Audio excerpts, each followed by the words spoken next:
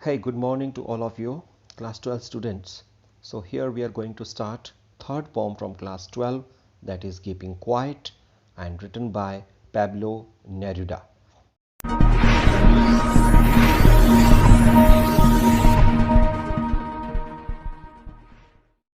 So if you see here, what was the real name of Pablo Neruda?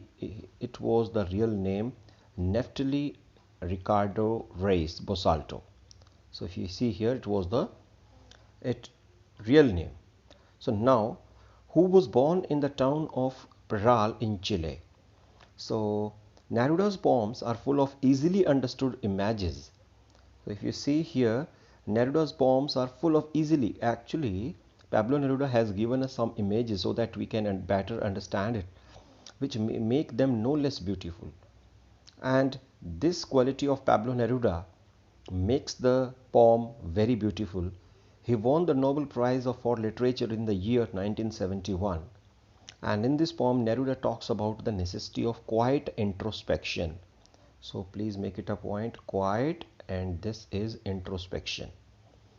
So what is quiet introspection? Quiet, you know very well that quiet means calmness, and introspection means self-analysis. It means we must know what we are doing to others.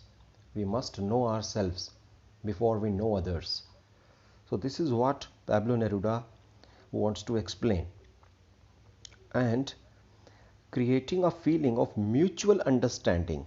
So this word mutual and understanding. So this word is mutual understanding means like I do not say anything to my friend and still he is able to understand me. So it means we both are having mutual understanding. So ये जो poem है keeping quiet काफ़ी important poem है और इस poem के अंदर खाली अभी आप टाइटल को देखते हैं तो कीपिंग क्वाइट का मतलब क्या होता है? कीपिंग क्वाइट का मतलब ये होता है कि चुप रहना, लेकिन पोइट का मतलब क्या है इस चुप रहने से? वर्डली मीनिंग नहीं है, मेटाफरिकली यूज हुआ है कीपिंग क्वाइट। तो चलिए आगे देखते हैं।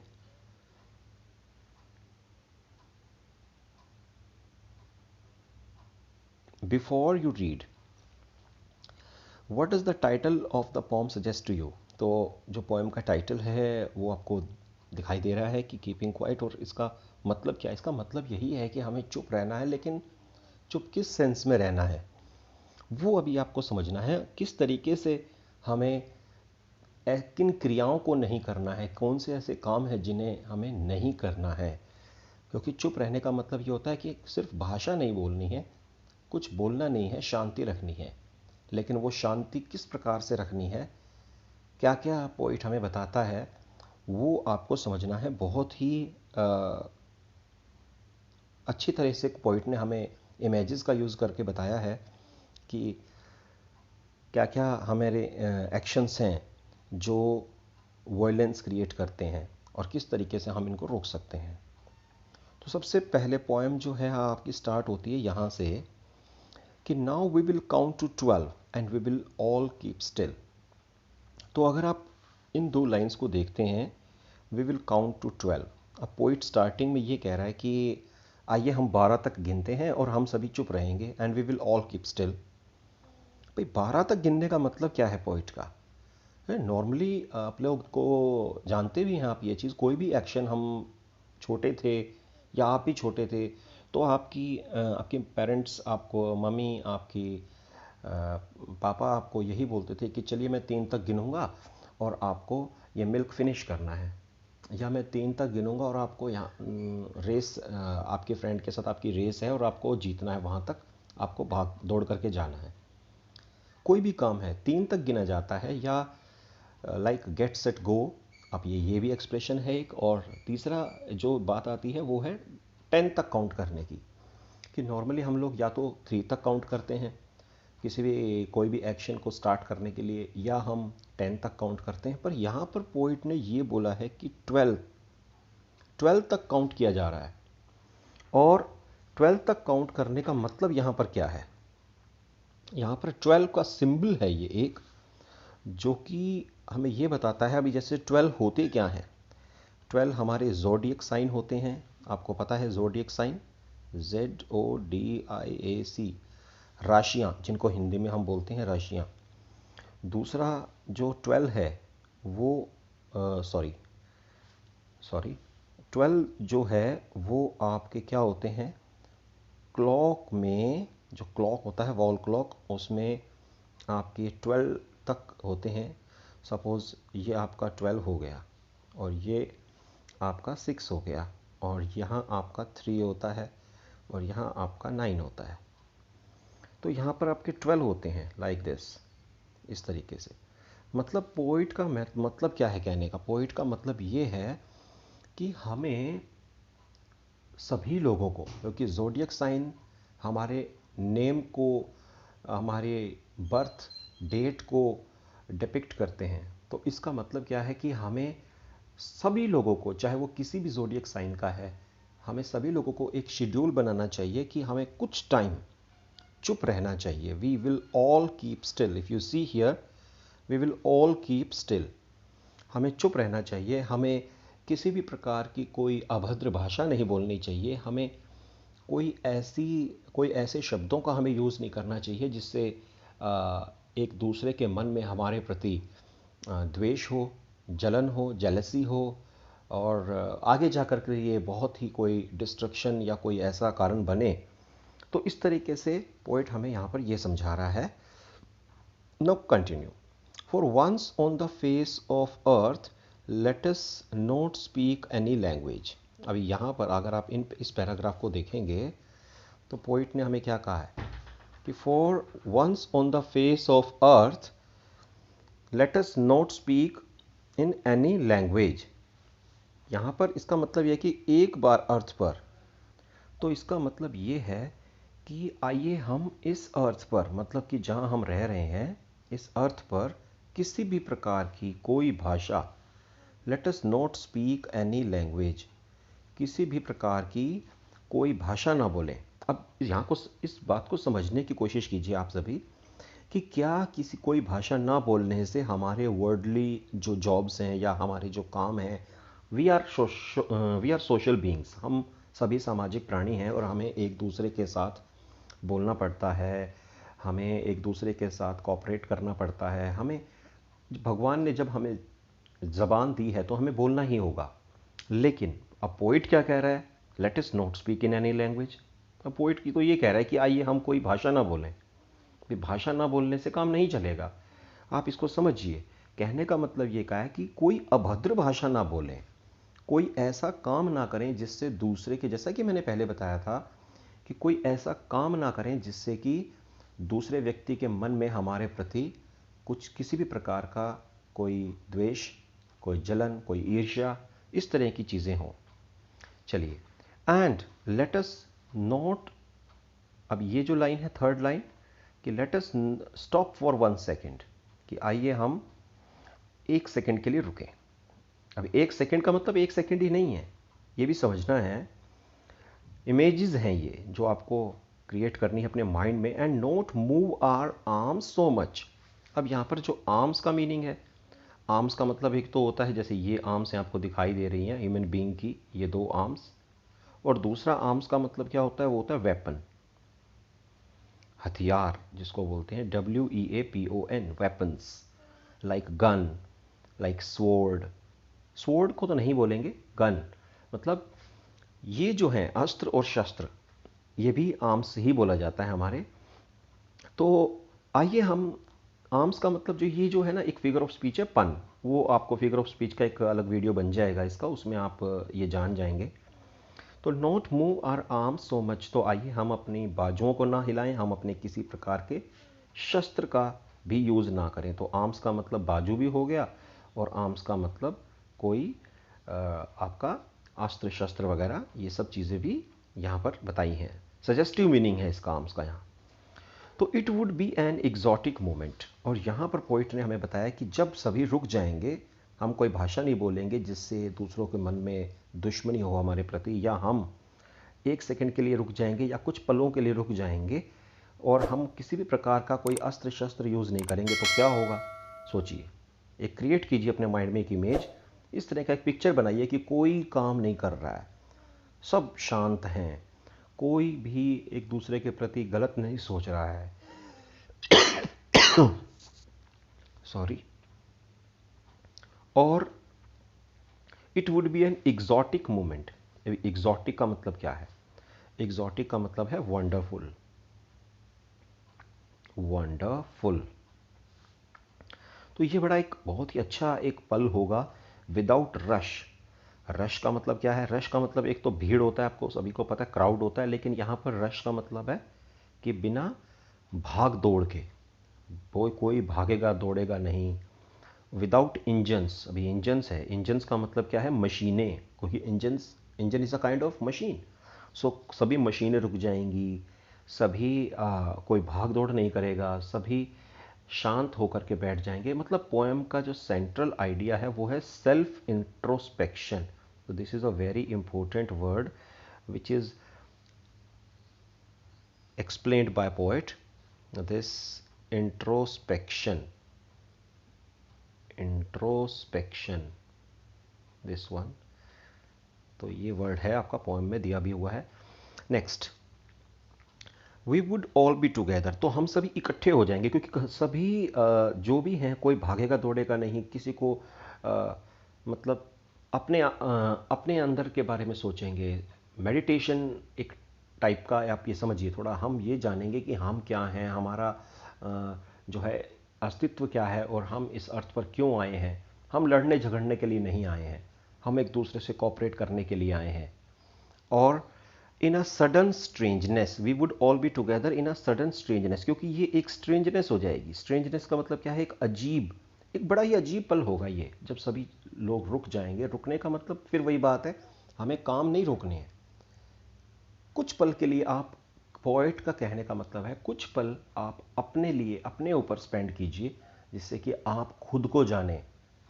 पोइट पैब्लो नेरूडा का मतलब ये कहना है कि हम चले हैं दूसरों को जानने, और हम खुद को जानते नहीं हैं कि हम क्या हैं और हमारा अस्तित्व क्या है, हम किस लिए इस अर्थ पर आए हैं। हम सिर्फ ये जानना चाहते हैं कि वो व्यक्ति क्या कर रहा है, मेरा पड़ोसी क्या कर रहा है, मेरा फ्रेंड क्या कर रहा है, मेरी वाइफ क्या कर रही है, या जो भी है, हम इस तरह की चीज़ें हम जानना चाहते हैं।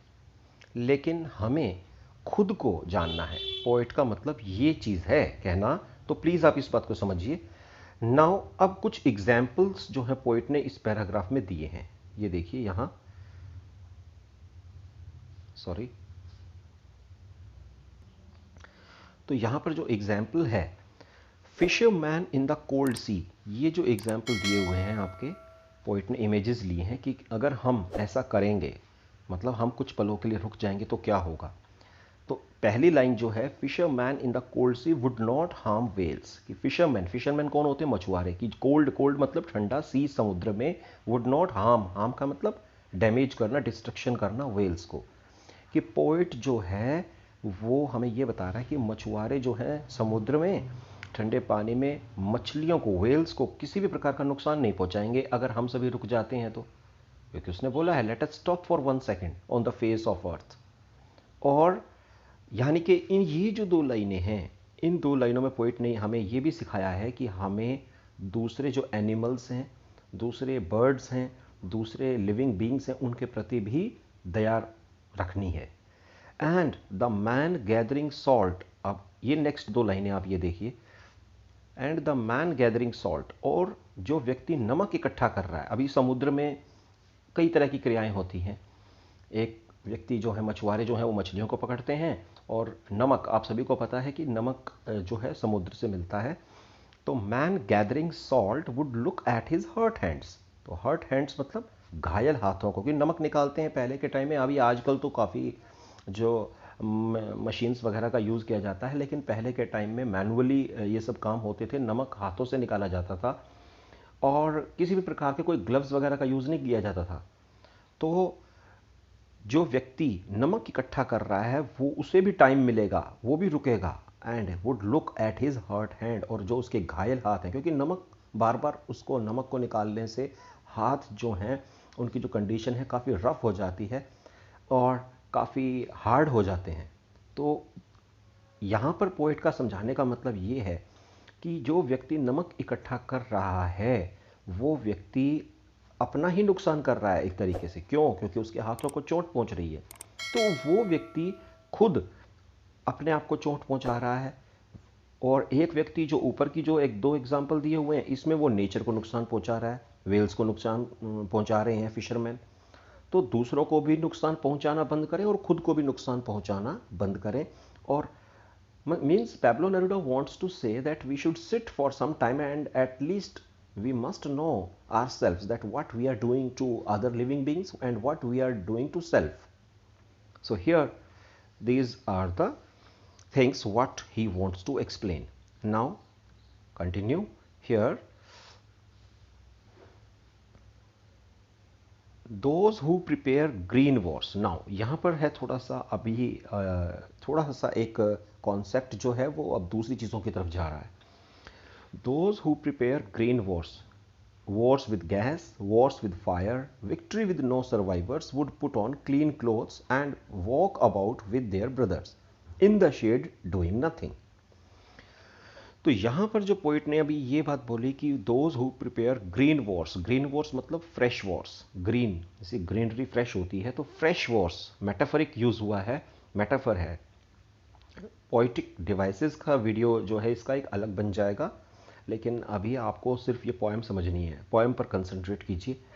तो those who prepare green Wars, जो लोग फ्रेश वॉर प्रिपेयर करते हैं. फ्रेश वॉर मतलब कि कुछ ऐसा उनके माइंड में ऐसा होता है कि ये व्यक्ति जो है मेरे से आगे क्यों जा रहा है, या ये देश मेरे से आगे कैसे निकल गया. वो चीज़ नहीं होनी चाहिए. और वॉर्स विद गैस और गैस वॉर्स. गैस वॉर्स कौन से होते हैं? जिसमें केमिकल्स का यूज़ किया जाता है. जैसे गैस लिखा हुआ है तो gas, liquid and solid. So these are the state of a metal. And wars with fire. अभी नेक्स्ट में दिया हुआ है वॉर्स विद फायर. फायर का मतलब क्या है कि यहाँ पर तोपों, गोलों, बारूद, गन, ये सब इमेजेस आप एक माइंड में क्रिएट कीजिए. यानी कि युद्ध जो है वो कई तरीक़ों से लड़ा जाता है. एक तो गैस से, एक आपका फायर से, यानी कि. और ग्रीन वॉर्स मतलब फ्रेश वॉर्स, जिसमें मतलब कि किसी तरह का किसी दूसरे के मन में, या आप इसको ये भी समझ सकते हैं कि किसी दूसरे के मन में किसी के प्रति मतलब एक जहर वगैरह जो है वो घोलना. तो ये चीज़ भी यहाँ पर इसको आपको समझना है. And victory with no survivors. और अगर हम ऐसे जीत भी गए और कोई जीने मतलब उसको जीने वाला कोई नहीं बचा. आप समझिए इस लाइन को. ये जो लाइन है victory with no survivors. Victory with no survivors मतलब विक्ट्री का मतलब क्या होता है? जीतना. जीत गए और विद नो सर्वाइवर्स, लेकिन उसको उस जीत को जीने के लिए कोई नहीं बचा. सर्वाइवर्स का मतलब क्या होता है? बचे, जो जिए. मतलब युद्ध हुआ, युद्ध होने के बाद जो लोग, कुछ लोग तो मारे गए और कुछ लोग जो बच गए बहुत थोड़े से. तो वो जो लोग थोड़े से बचे, तो let me give you an example. अगर मैं ऐसा आपको एग्जाम्पल देता हूँ तो आपको एक रामायण में से मैं एक एग्जाम्पल आपको दे सकता हूँ, जिससे कि आपको एक चीज़ क्लियर हो जाएगी कि जैसे रामायण में रावण और राम जी का जो युद्ध हुआ था, तो उस पर रावण के बेटे, भाई सभी लोग मारे गए. और लास्ट में जब रावण जब युद्ध के लिए जा रहे थे तो उनकी पत्नी ने उनको रोका और उनको ये कहा कि आप मत जाइए, देखिए सारा जो वंश है वो ख़त्म हो चुका है और आपको जो है वो नहीं जाना चाहिए. कम से कम राजा तो रह जाए, आप उनसे क्षमा मांग लीजिए. लेकिन उन्होंने इस बात को नहीं माना था. तो उन्होंने ये कहा कि रावण का जवाब ये था कि हम जो हैं वो अब हमने जो युद्ध किया है वो किस लिए किया है? विजय पाने के लिए किया है. और जब हम सारे ही मर चुके हैं तो हमारा भी कर्तव्य ये बनता है कि हम भी जाएं और युद्ध करें. लेकिन अब सर्वाइवर का मतलब यहाँ पर क्या था कि मैंने अब जैसे आपको कनेक्ट किया रामायण से कि वो महारानी ने, रावण की जो पत्नी थी, उन्होंने उसको ये कहा रावण को कि आप अगर चले भी गए और आप आप युद्ध में हार गए, आपकी मृत्यु हो गई, तो सर्वाइवर कौन बचेगा फिर यहाँ. तो ये है कि विक्ट्री तो हो, मान लीजिए विक्ट्री भी हो गई, मान लीजिए रावण जीत भी जाता, जीता नहीं, लेकिन मान लीजिए जीत भी जाता तो उस जीत को सेलिब्रेट करने वाला, उसको खुशी, उस पर खुशी मनाने वाला कौन रहता? कोई नहीं। तो ऐसी खुशी का कोई फ़ायदा नहीं जहां कोई भी सर्वाइवर ना हो। तो ये चीज़ यहाँ पर एक एग्जाम्पल था आपकी बेटर अंडरस्टैंडिंग के लिए। Now would put on clean clothes, तो आइए हम साफ कपड़े पहने। अब यहाँ पर ये चीज़ बहुत ही समझने वाली है कि साफ कपड़े, भाई साफ कपड़े, क्लीन क्लोथ्स लिखा हुआ है। क्लीन क्लोथ्स का मतलब क्या है? साफ कपड़े। साफ कपड़े तो हर कोई पहनता है, समझने की चीज़ है। साफ कपड़े का मतलब ये है कि हमारा मन साफ हो, हमारी आत्मा साफ हो, हमारे मन में दूसरों के प्रति किसी भी प्रकार का कोई ईर्ष्या, कोई जलन, कोई द्वेष, कोई इस प्रकार की दुश्मनी का भाव ना हो। And walk about with their brothers, अभी देखिए ये जो लाइन है, and walk about with their brothers, भाई देयर ब्रदर्स का मतलब ऐसे क्यों लिखा हुआ है? Walk about with our brothers होना चाहिए, हमें अपने भाइयों के साथ चलना है। भाई we should walk with our brothers, हमें अपने भाइयों के साथ चलना चाहिए। लेकिन यहाँ पर देयर मतलब क्या है? देयर का मतलब है एनिमीज। यहाँ पर एनिमीज, ये एनिमी लिख दिया है मैंने, तो एनिमीज मतलब देयर प्लूरल है। तो walk about with their brothers, आइए हम उन दुश्मनों के भाइयों के साथ भी चलें। यानी कि कहने का मतलब यह है कि जो हमारे दुश्मन हैं हम उन्हें भी अपना भाई समझें, और इस तरीके से पूरा एक राष्ट्र या पूरा एक समाज, एक शांति प्रिय समाज की स्थापना हो सकती है। And in the shade doing nothing, और यहाँ पर बोला पोइट ने कि in the shade doing nothing, आइए हम इस प्रकार के माहौल में, इस प्रकार के एनवायरनमेंट में, शेड एनवायरनमेंट में डूइंग नथिंग, हम किसी भी प्रकार का कोई कार्य ना करें। मतलब फिर वही बात आ जाती है, समझने की बात है। ये किसी भी प्रकार का कोई कार्य ना करें मतलब कि कोई ऐसा कार्य ना करें जिससे कि दूसरों का नुकसान हो। नेक्स्ट में पोइट ने ये बोला कि what I want should not be confused with total inactivity. यहाँ पर पोइट ने बहुत ही अच्छे तरीके से क्लियर किया है कि what I want should not be confused with total inactivity, कि जो मैं चाहता हूँ वो चीज़ बिल्कुल भी कंफ्यूज ना करे आप लोगों को। मतलब कहने का ये है, अभी पोइट ने जैसे ऊपर स्टार्टिंग में क्या बोला था, let us stop for 1 second, late us not speak in any language on the face of अर्थ। तो मैंने आपको समझाया कि हम किसी भी प्रकार की कोई भाषा ना बोलें, किसी भी प्रकार का कोई कार्य ना करें। लेकिन यहाँ पर पोइट ने ये चीज़ एक्सप्लेन कर दी कि जो मैं चाहता हूँ वो कंफ्यूज ना हो आप लोग with total inactivity. Total inactive नहीं होना है। इनएक्टिव हो गए तो, इनएक्टिव का मतलब तो डेथ होता है। इनएक्टिव, इनएक्टिव तो कौन रहता है? जिसकी डेथ हो जाती है वो इनएक्टिव होता है। एक्टिव जो लिविंग है वो तो एक्टिव ही रहेगा। तो कहने का मतलब ये है कि हमें टोटली इनएक्टिव नहीं होना है, हमें एक्टिव होना है। पर कब? जब हम दूसरों की हेल्प कर रहे हैं तब एक्टिव होना है। जब हम दूसरों के साथ कोऑपरेट कर रहे हैं हमें कोऑपरेट करना चाहिए, इस केस में हमें एक्टिव होना चाहिए। अगर झगड़े हो रहे हैं हमें उन झगड़ों को रोकना है तब हमें एक्टिव होना है। और झगड़ा करना है मतलब कि आपके माइंड में कोई ऐसी बात आ रही है कि मैं तो उससे झगड़ा करूंगा, तब आप इनएक्टिव हो जाइए। कहने का मतलब ये है, life is what it is about.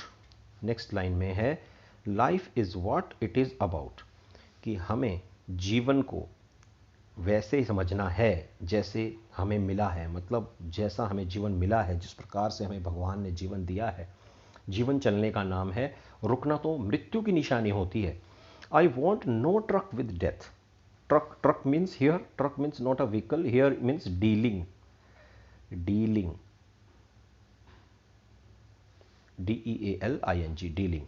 So I want no truck with death, मतलब मैं मृत्यु के साथ कोई डीलिंग नहीं रखना चाहता। कहने का मतलब ये है कि पोइट ये नहीं चाहता कि इनएक्टिव होकर के, क्योंकि इनएक्टिवनेस जो है वो एक डेथ जैसी है। तो हमें डेथ मतलब इनएक्टिव नहीं होना है। If we were not so single minded, अगर हम सिंगल माइंडेड किसको बोलते हैं? सिंगल माइंडेड वो व्यक्ति होते हैं जो सिर्फ एक तरफा सोचते हैं, मतलब एक पहलू सोचते हैं, दूसरा पहलू नहीं सोचते। Single one, sorry. तो पोइट का मतलब ये है कि हमें एक तरफा नहीं सोचना है about keeping our lives moving, कि हमारा ही जीवन चलता रहे और दूसरों व्यक्तियों को बेशक से नुकसान हो जाए।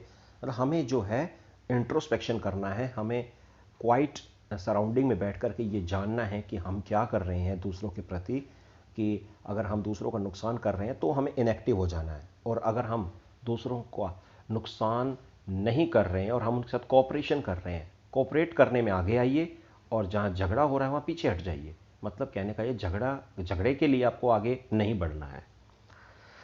And for once could do nothing, और एक बार के लिए ये काम करके देखें। पोइट का मतलब ये है and for once, one time, once means one time, could do nothing, एक बार के लिए कुछ भी काम ना करें। कुछ भी काम का मतलब फिर वही बात आ जाती है कि क्या ना करें, झगड़ा ना करें, एक दूसरे से जलन ना रखें के प्रति, और एक दूसरे के प्रति दुश्मनी का भाव ना रखें। परहैप्स, बहुत ही अच्छी लाइन्स आ रही हैं अब ये, कि perhaps a huge silence, perhaps a huge silence, फिर शायद एक बहुत बड़ी जो शांति स्थापित होगी, ह्यूज मीन्स वास्ट, बहुत बड़ी जो शांति की जो स्थापना होगी, माइट इंटरप्ट, वो रोक सकती है किसको, इस उदासी को, दिस सैडनेस। कौन सी उदासी? जो हम दूसरों के प्रति अगर हम दुश्मनी का भाव रखेंगे तो हम भी उदास रहेंगे, और वो व्यक्ति जिसके प्रति हम रख रहे हैं दुश्मनी का भाव, उसके मन में भी कुछ ना कुछ उदासी रहेगी कि ये व्यक्ति जो है मुझसे दुश्मनी रखता है। तो इस उदासी को ख़त्म कर सकती है ये चीज़। क्या चीज़? साइलेंस, कि हम भी शांत रहें, वो भी शांत रहे, हम भी दूसरों के बारे में सोचें और दूसरे व्यक्ति भी हमारे बारे में सोचें। और ऐसा सब सिर्फ तभी पॉसिबल होगा जब हम सभी एक दूसरे के प्रति सहज भाव रखेंगे।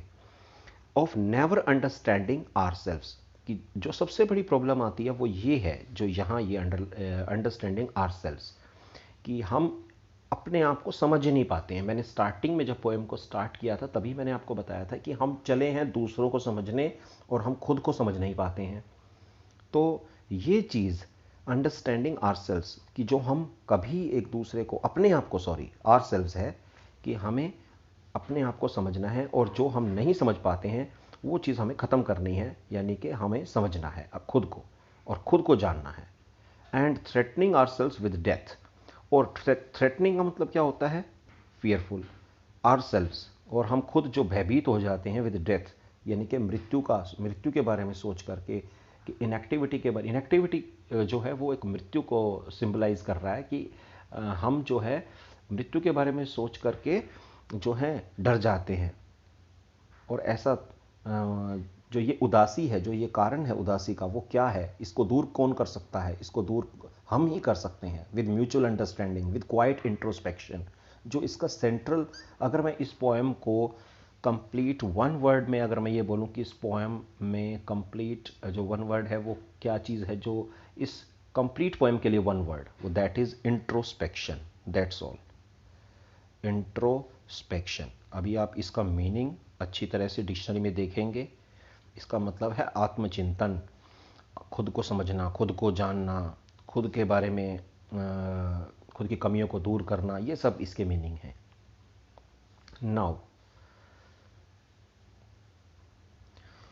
और लास्ट की जो ये लाइन्स हैं, इनमें पोइट ने क्या बताया है, देखिए।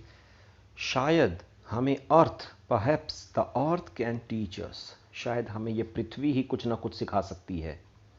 क्योंकि यहाँ पर जो सीज़न की अगर मैं बात करूँ तो सीज़न यहाँ पर जो है विंटर सीज़न के बारे में पोइट ने बताया है कि अर्थ जो है वो सर्दी के मौसम में बिल्कुल हरियाली उसमें ख़त्म हो जाती है, हरियाली बिल्कुल नहीं रहती, लेकिन फिर हरियाली जो है वो बाद में सर्दी की ऋतु ख़त्म होने के बाद फिर हरियाली, हरा भरा हर जगह हो जाता है। तो शायद ये अर्थ हमें सिखा सकती है, व्हेन एवरीथिंग सीम्स डेड, जब हर चीज़ मृत प्रतीत होती है। मृत्यु यानी कि मृत, डेड, मृत प्रतीत होती है। यानी कि कहने का मतलब कि एक बार जैसे हम सर्दी की ऋतु आती, तो सर्दी की ऋतु में हम देखते हैं कि सभी हरियाली ख़त्म हो चुकी है, कोई पक्षी नहीं दिखा रहा है, पेड़ों से पत्ते भी झड़ चुके हैं, और बिल्कुल हर तरफ बिल्कुल कोई भी आवाज़, कोई भी चहल पहल नहीं है। और उसके बाद फिर जब मौसम चेंज होता है तो फिर हरियाली, फिर पक्षियों की चहचहाहट, और फिर वातावरण का हरा भरा होना, ये सब चीज़ें हमें दिखाई देती हैं। And later proves of to be alive, ये मैंने आपको अभी बताया है कि बाद में वो चीज़ जीवित प्रतीत होती है, क्योंकि एक ऋतु खत्म होने के बाद, एक मौसम खत्म होने के बाद जब दूसरा मौसम आता है, सर्दी की ऋतु खत्म होने के बाद जब हरियाली आती है दोबारा, तो फिर पूरा एनवायरनमेंट, पूरी हर जगह पर हरियाली, पक्षियों का गुनगुनाना और ये सब चीज़ें हमें दिखाई देती हैं। तो इसी प्रकार से हम जब खुद अपने आप को जानेंगे तो वो जो शांति के बाद जो खुशी हमें मिलेगी later proves to be alive, वो चीज़ बहुत ही अच्छी होगी और उस चीज़ का महत्व बहुत ज़्यादा होगा। और फिर लास्ट की जो 2 लाइन्स हैं, जहाँ से पोएम स्टार्ट हुई थी वहीं पर पोएम ख़त्म है। लास्ट की जो 2 लाइन्स हैं वो फिर वही है कि now I will count up to 12 and you keep quiet and I will go. तो फिर से पोइट ने वही 2 लाइनों को दोहराया कि अब मैं 12 तक गिनूंगा। 12 का मतलब मैंने आपको बता दिया था। 12 क्यों कहा है कि हमें एक साल में 12 महीने होते हैं, एक घड़ी में 12 तक डिजिट होते हैं और एक जो राशियां होती हैं, ज़ोडिएक साइन की मैंने बात की थी, वो 12 होते हैं।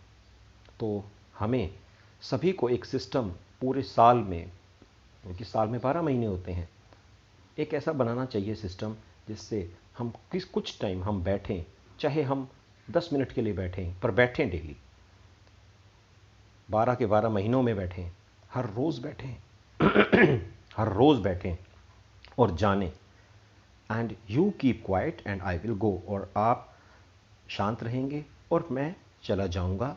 जो पोइट को समझाना है वो उसका काम यहाँ पर कंप्लीट हो चुका है।